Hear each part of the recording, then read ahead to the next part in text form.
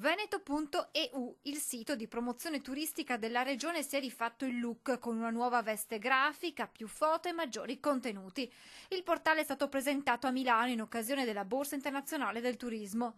Collegandosi da qualsiasi dispositivo è possibile navigare trovando le informazioni più diverse, dalle bellezze naturali della regione, passando dalle Dolomiti alle spiagge del litorale, dalle città d'arte al delta del Po. Ma è anche possibile organizzare il proprio viaggio, decidere dove alloggiare, cosa visitare, a quali eventi partecipare, che si scelga un soggiorno dinamico piuttosto qualche giorno in completo relax. Tra l'altro questo è un sito importante che ha una struttura centrale, poi all'interno ha una serie di mini siti, tra cui per esempio penso quello del cicloturismo. Il sito, realizzato in 8 lingue, viene continuamente aggiornato con gli eventi in programma e le possibili attività da svolgere anche in base alla stagione. Qui ci sono 76 IAT, che sono gli uffici di accoglienza turistica sul territorio, che possono immettere all'interno di questo sito tutte le informazioni di ciò che avviene in Veneto. Il Veneto ha una prerogativa che nessun'altra regione turistica possiede, ha tutto, ha spiegato il governatore Zaia durante la presentazione del portale.